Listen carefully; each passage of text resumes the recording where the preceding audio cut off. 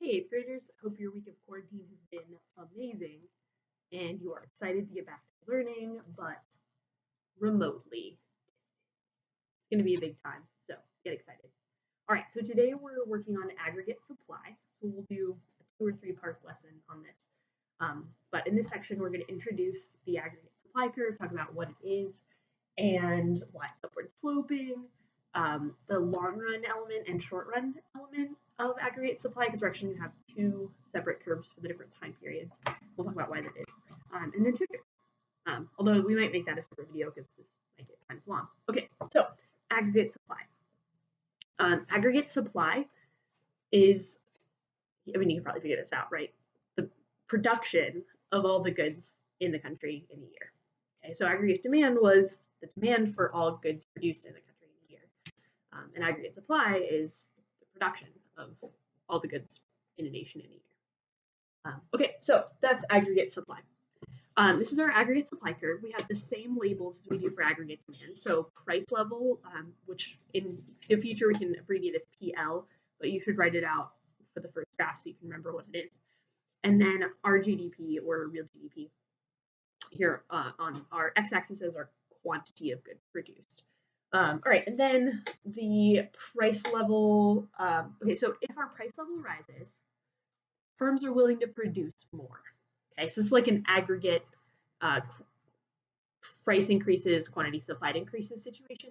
But we're going to have to unpack why our firms are more willing to produce as the price level rises, right? So this is just saying, okay, if there's inflation, price level rises, therefore your firms are willing to produce more goods and services. So it's not necessarily obvious why that would be, so let's unpack it. Okay. But you should draw on your graph PL1 to PL2 with an arrow, and then Y1 to Y2 with an arrow, okay? Oh yeah, and first let's write, you ready? Okay, as price level increases, quantity aggregate supplied also increases. Okay. So there's that. Okay. So why upward sloping? So why are our firms willing to produce more as the price level rises? Here it is. Okay. So as price level rises, let's think about the firm's revenue. Okay, so how is the firm's revenue changing as the price level is rising?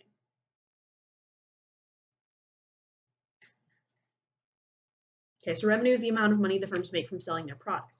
And price level rising means firms are selling their goods at a higher price, right? So the firm's revenue is rising. They're able to sell their goods at a higher price, right? That higher price is inflation that the consumers feel. Okay, good. So your firms are pretty stoked about that. But notice if their costs also increased, then they wouldn't be any better off, right? So there's that. Okay, but price level rises, firms' revenue increases.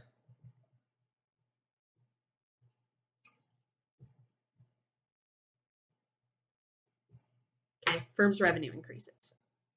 Okay, and now we need to know about their costs in order to know about their profit. Okay, so there's inflation. How do the firm's costs, right, especially their workers, right, but all of their resource costs, how do those change if there's inflation?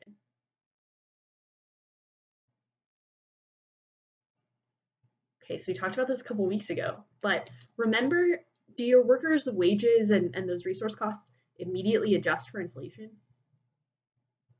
They don't, right? Remember, your workers are worse off when there's unexpected inflation because they didn't know to ask for a raise because the inflation was unexpected. That's exactly what's happening here, okay?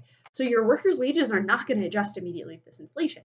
The workers' wages are sticky, right? They're sticky. They don't immediately adjust for inflation. Okay, so firms' revenue increases, but resource costs are sticky. Resource costs are sticky, right? Okay, so the nominal resource costs or nominal wages stay the same. They're sticky. Okay, so I would under sticky, right? Stay the same. Okay, so your nominal wages and your nominal resource costs are not going to change, right? The number of dollars paid to your workers and to your resources stays the same even though there's inflation because we haven't noticed it yet and asked for a raise. Okay, so what does that mean for the firm's profit then? Okay, so let's recap the definition of profit. So let's say that, yeah, revenue minus cost, right? So the firm's revenue is going up, their costs are staying the same, they're sticky, right? So firm's profits are increasing, exactly, right? So real profits increase.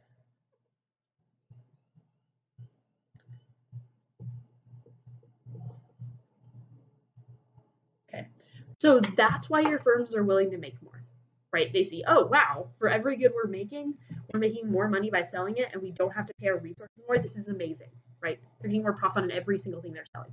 So they are super excited to sell more. Great. So costs, real profits rise, so eager to produce more.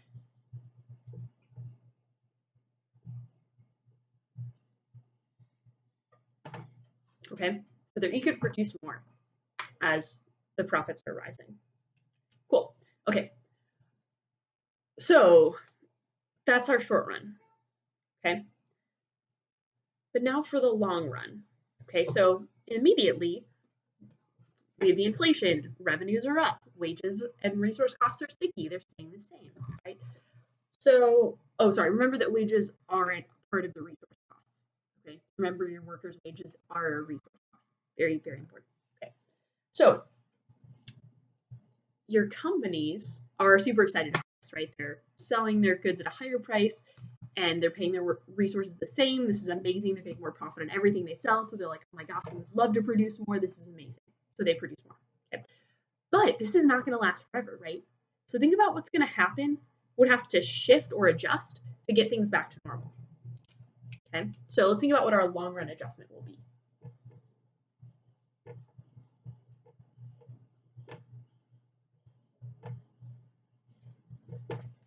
Okay, so long run adjustment, right? What's out of whack? The workers' wages, exactly, right? Your workers are going to say, wait, there's inflation and I'm not getting paid more. This is not okay. And they're going to demand a raise, right? So they didn't notice the inflation right away, but after a couple months, they notice, right? They're going to be like, hey, this isn't cool. Give us a raise. Okay, so workers ask for a raise. That's a long run adjustment. Okay, or that is to say, all your resources ask for a raise. So resources ask for a nominal wage increase.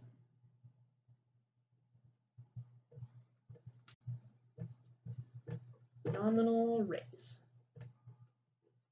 Okay, so your resource costs rise. Okay.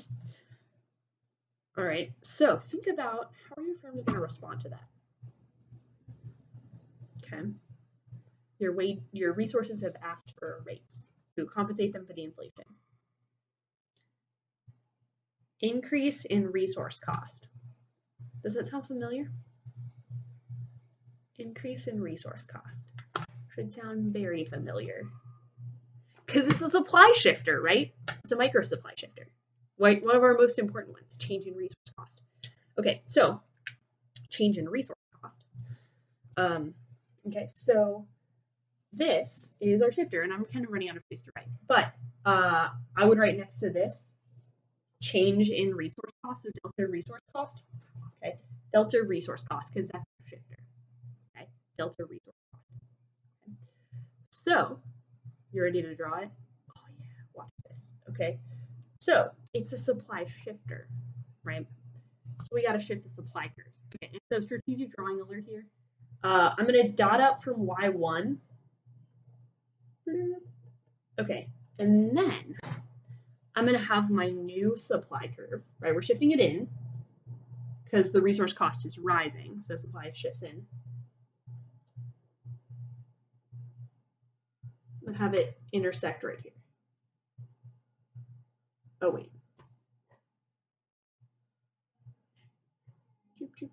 Oh, no, wait, sorry. Let's watch this. Okay, so to make it easier, I'm going to draw the aggregate demand curve that's here. Okay. Sorry, this is where we need to be. Okay. So you're going to dot up from Y1 and have your new supply curve hit the aggregate demand curve right here. Okay, so this is short run aggregate supply 2, SRAS2. Okay, so what this tells us is that as the workers and resources or other resources are asking for a raise, the firms are responding by hiring less of them, which makes sense that they're more expensive. Okay. So what happens is production is going to get back to normal, right? Because remember, the only reason your firms wanted to produce more is because the revenues were going up, but the resource costs were staying the same. But now the resource costs have adjusted for inflation. So now the nominal resource cost went up. The real resource cost is just back to what it was before the inflation. Okay, so the nominal cost went up, but the real costs are the same. Okay, which now means the real profit is back to what it was before. Okay, so we're going to write that down. Okay, you should put this below. I'm running out of space, obviously. Okay, but real wage.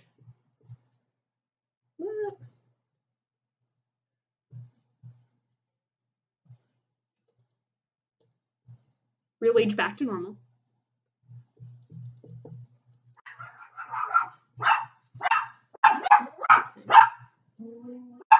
And real profits back to normal. Okay, and real profits back to normal.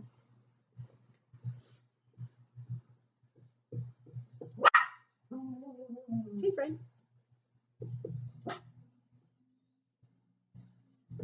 Okay, so real profits and real wages are back to normal, right? That's the long run adjustment. So what happened here is we had a boom. So we can draw the formerly hidden aggregate demand shifts, right? 81 to 82 shifts out, right?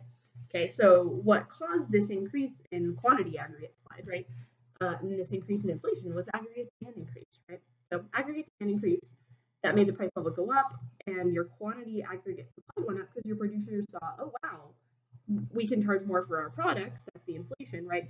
But we don't have to pay our workers more yet, that's amazing, right? So we're getting more money for selling our goods, more profit, real profit, right?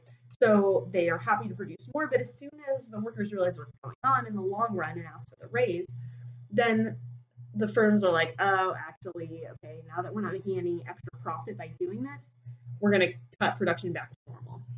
Okay, so we're back here then to Y3. Okay, so we're going to call this Y3, and it lines up with Y1.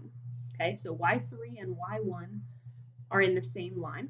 Okay, and this line, my friends, is extremely important. Okay, so we're going to draw a line up from Y1 and Y3 through these two dots, and this is long run aggregate supply. This is the normal amount of production that this economy is going to keep coming back to. Okay. And you'll remember we had a business cycle theory that thought that the economy has a mechanism to bring itself back to normal, even if things get kind of out of control in the short run, and there are shocks or unexpected changes in demand or supply, and things happen, right? The economy falls out of equilibrium, but it has this mechanism to come back to normal in the long run, right? As prices adjust. What business cycle theory was that?